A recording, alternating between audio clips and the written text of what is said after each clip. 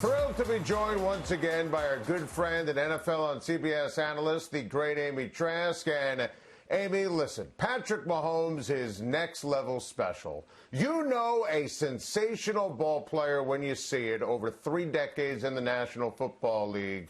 How would you characterize and describe what you're witnessing when you watch Patrick Mahomes? The word that always comes to mind when I watch him play is magic. He brings magic to the field. We can say magic, we can say magical. That's what comes to mind. He's a generational talent. And Adam, as you know, I don't like to do comparisons as between people at the same position. I think it's hard, if not impossible, and I won't compare people across generations, across decades, across years. The rules have changed too much to make that, in my view, a relevant comparison. I don't begrudge others who do. I won't compare him to anyone else. I'll simply say he's magical. Yeah, I'm with you. I mean, you start going through history, and there really is no true comparison when you look at Patrick Mahomes. You are spot on with that. Tom Brady is going to be in his 10th Super Bowl. I mean, it is crazy when you stop and think about it. Tom Brady deserves so much credit. The Bucs team deserves so much credit. The front office, they brought in Tom Brady. They supported him. All right, Leonard Fournette, draft Tristan Wirfs, Antonio Brown, whatever it is, they made sure he had what he needed to be successful. As a longtime NFL executive, what goes through your mind when you see that kind of support from the Buccaneers front office? Well, I noted that what they did was work to make him comfortable. Look, they had talent on that roster before he joined them. But in adding Rob Gronkowski, they brought him someone with whom he had a tremendous history and a great comfort level. That was going to aid him. He clearly wanted Antonio Brown on that team. They went out and did that. Again, looking to do what was going to give him the greatest comfort and confidence. Not that he needs more confidence. Look, at the beginning of the season, new offense after a very, very odd offseason like we haven't seen due to all the changed virus protocols. And so when they were struggling a bit at the beginning of the season, a lot of people were running around screaming, the sky is falling, the sky is falling. They needed to get some miles under their tires, and bringing in Gronkowski and giving him that level of comfort helped. Les Snead, absolutely, positively perfect. Let me tell you something. If you can't tell what was going on, I'll interpret it for you. When he uses the expression beautiful mystery, he's basically not only not committing, and rightly so, to Jared Goff. Where have I heard beautiful mystery before? Oh, that's right. Aaron Rodgers called the offseason and his future a beautiful mystery on Sunday. So that right there is rightly the general manager of the Rams, echoing what Sean McVay, the coach of the Rams, said. They are not committing to Jared Goff, nor should they, and they're basically saying it without saying it. Hey, Aaron, if you want to force your way out of Green Bay, we will give you whatever you want. Great defense. We'll give you top receivers. Cam Akers running the football. Come to L.A. and come play quarterback for the L.A. Rams and win a championship. And, you know, I give Les Snead credit. And obviously you can fault Sean McVay or Les Snead for giving Jared Goff that crazy contract in the first place. But what do I always say on Time to Shine? Jared Goff, double agent. You know, when Jared Goff is right, he's a good quarterback. But when he's sloppy with the football, like he was in the San Francisco game with the Jets debacle, listen, he is basically playing for the other team, and he hurts L.A. Now, you give him credit. He was able to play in the postseason, in the Seattle victory, in the Green Bay loss, a couple weeks after he had surgery on his thumb. So he's the epitome of toughness, and I like Jared Goff.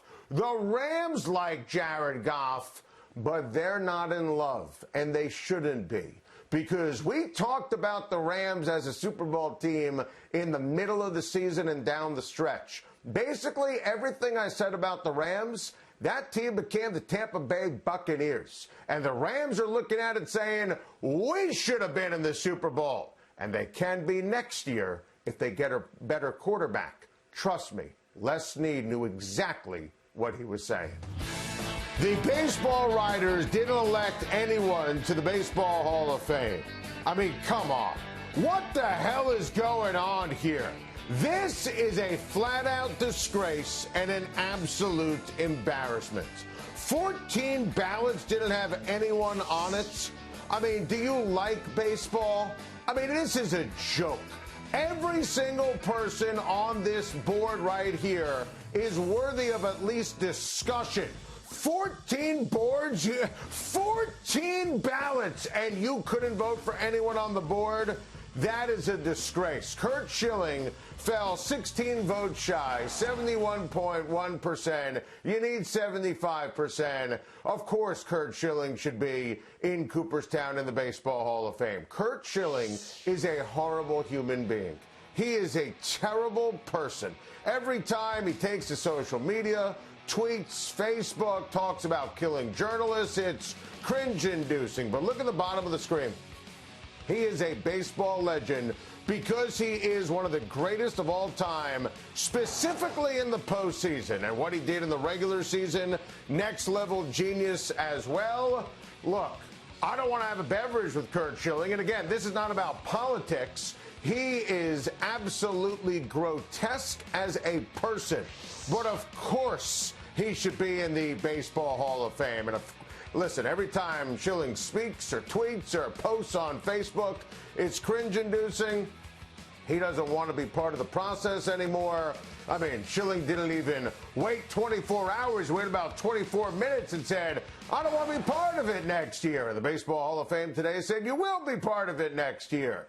Listen, Curt Schilling should have been first ballot. I mean, you think about what he did with the Boston Red Sox, what he did with the Arizona Diamondbacks when it mattered the most.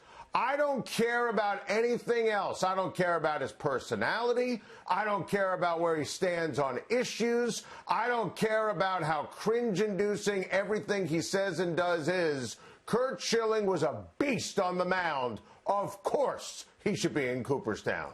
I mean, enough is enough is enough. Barry Bonds should be in the Hall of Fame. Roger Clemens should be in the Hall of Fame. Barry Bonds is the home run king. The home run king. And the fact that Bonds only got 61.8% of the vote, the fact that Roger Clemens, who won 354 games and countless Cy Youngs, only got 61.6%, I mean, please. And I'm not naive. Of course, Barry Bonds used, of course, Roger Clemens used performance-enhancing drugs, but listen, we already know that there are people in the Hall of Fame who used, and they never failed a test. I read The Game of Shadows. I understand what Bonds did. He was jealous of all the attention of McGuire and Sosa, but come on. Let's not pretend that my era of baseball didn't exist. If you see the career accomplishments, I mean, Roger Clemens is one of the best right-handed pitchers ever. He won the Cy Young 7 times. I mean, Barry Bonds is a Mount Rushmore all-time great. You take Barry Bonds, you stack him up with Willie Mays and Hank Aaron and Ken Griffey Jr. and Mike Trout, and you have Babe Ruth, and you have yourself a debate. I mean, to me, Barry Bonds is the greatest baseball player I've seen with my own 2 eyes. And I'm not naive to everything that transpired. But also, let's not be hypocritical here. I mean, Bud Selig's in the Hall of Fame. The commissioner turned a blind eye to no testing and everything getting bigger from the players' heads with HGH to the home run totals to the advertising dollars to attendance to ratings. Selig's in the Hall of Fame. Joe Torre's in the Hall of Fame, and he should be. Want to go through his roster and see everyone who used performance-enhancing drugs? I mean, Tony La Russa, the exact same. So this is absolutely positively insane. How about Gaylord Perry, who cheated? He's in the Hall of Fame. And how about next year, where Big Papi is going to be eligible for the Hall of Fame? And A-Rod's going to be eligible for the Hall of Fame. And you know these guys are getting in. A-Rod works for 2 networks, for ESPN, for Fox. He greets everyone with a smile. Maybe the writers want, to go to a J-Lo concert. I don't know. Big Papi's got this unbelievable personality. You know, A-Rod was suspended for a year. He's one of the biggest liars and frauds in the history of sports. I mean, Big Papi was outright released by the Minnesota Twins. And understand, make no mistake, and I've argued this forever, they belong in the Hall of Fame. And understand that I know that Big Papi never technically failed the test. Go read Michael Schmidt's in the New York Times. We know it, I know it, you know it, but it's about writers' feelings. I mean, enough is enough is enough. I mean, Bonds was a jerk to the press. Clemens was difficult to deal with. Papi and A-Rod have a better chance of getting in because they were nice guys. It should all be about domination. Listen, the steroid era is what it is, and it stinks, and it's my generation of baseball. I'm 43 years old.